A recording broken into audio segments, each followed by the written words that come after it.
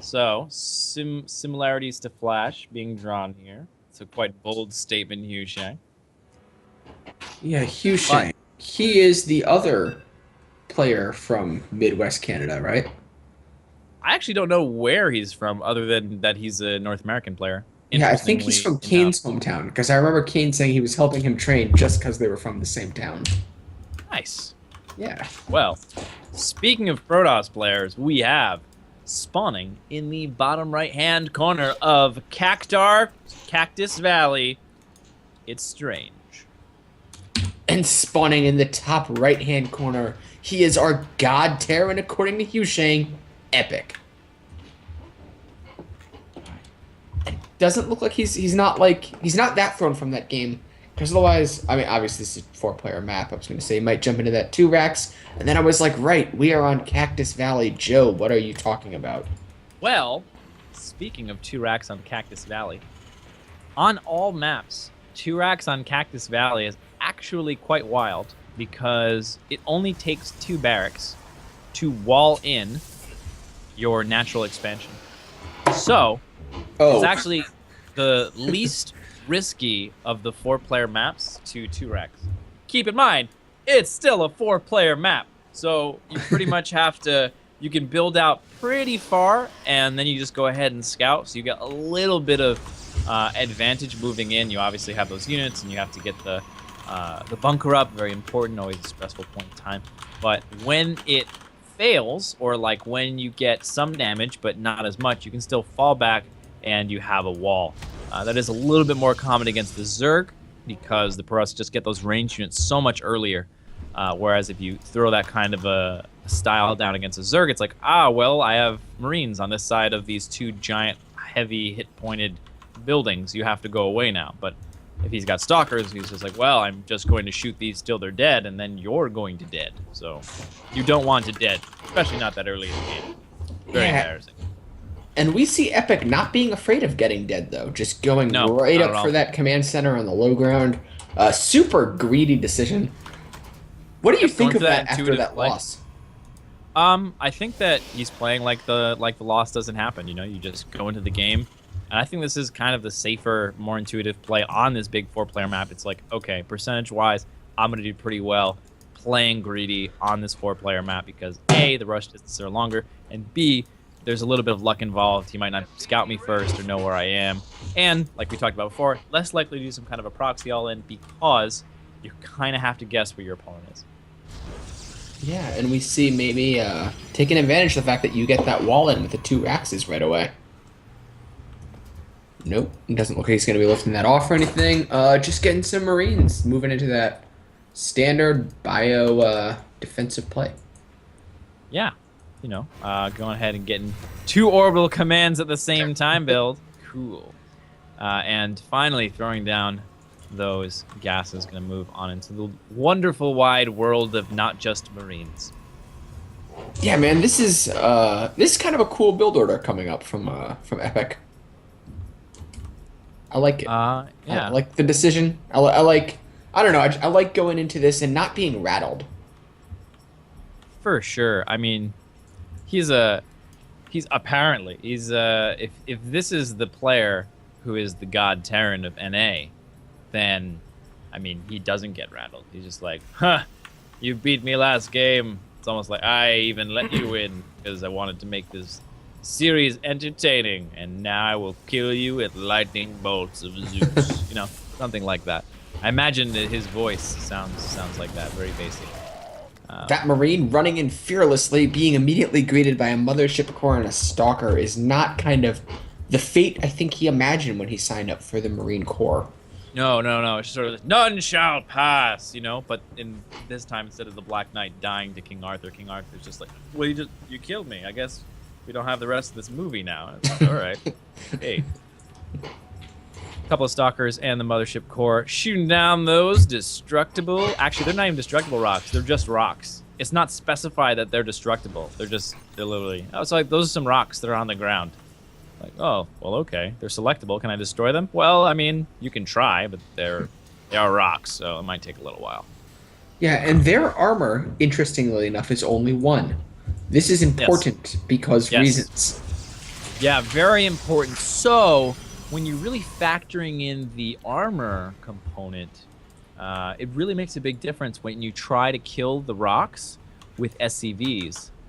So a standard destructible rock will take about 25 hard to swarm minutes to kill with a single SCV, whereas the rocks that are just sort of regular rocks and not destructible rocks are actually weaker, which is kind of interesting, right? So why is it like, okay, rocks, whoa, tough. Destructible rocks, like, well, I can destroy them. They're destructible.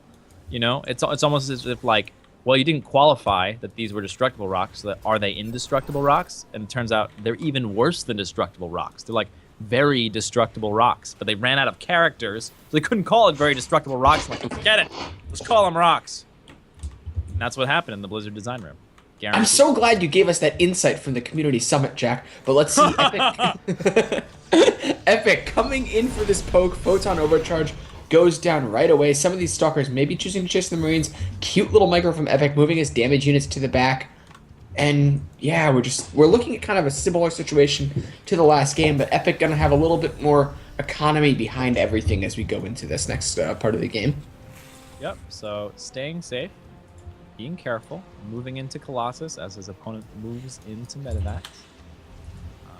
A little bit sooner this time around, the starport timing compared to the Colossus timing. So he's going to have quite a bit of splash damage before even first Medivac gets out here. He's moving into 6 gates, so looks like we're going to see really nice aggressive timing from our Protoss brethren.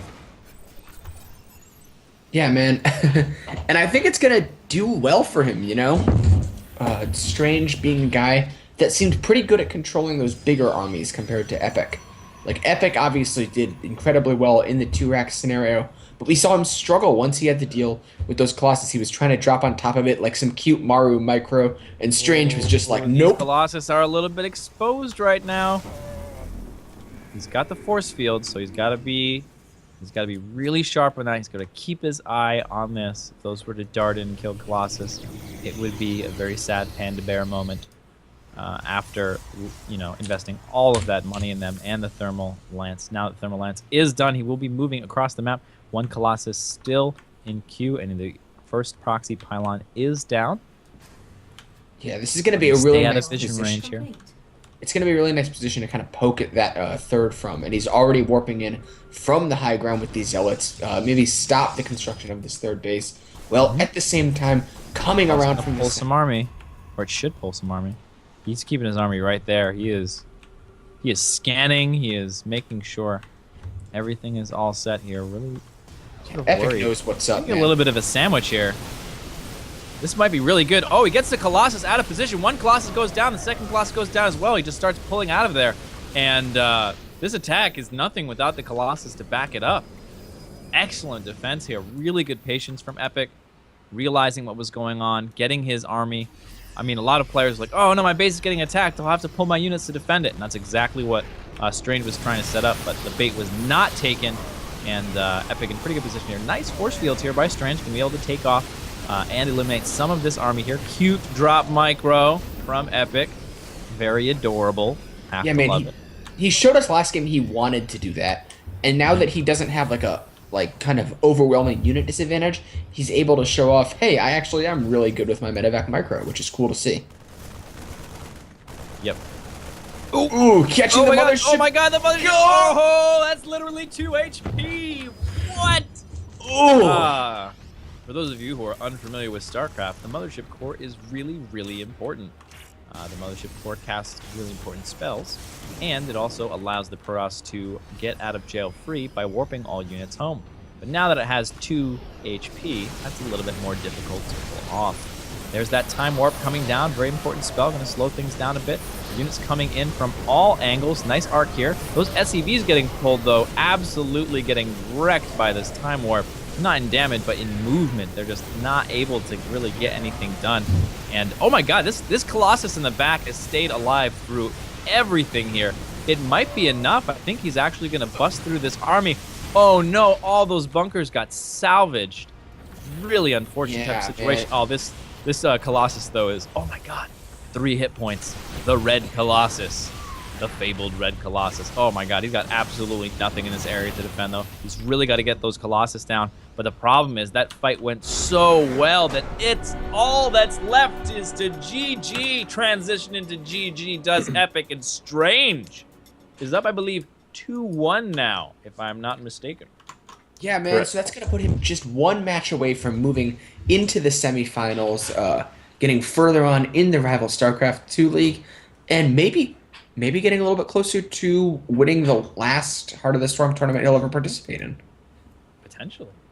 Yeah, I mean, as far as I know, most of these guys not in BlizzCon or the Kung Fu Cup, which are kind of the two ones that are left. Kung Fu Cup also. Saw Life getting some results recently in Kung Fu Cup, yeah. Oh, those games were brutal, man. I was like, I could work at work or I could watch the Kung Fu Cup. And obviously I made the choice that is more likely to get me fired than working at work. Right. You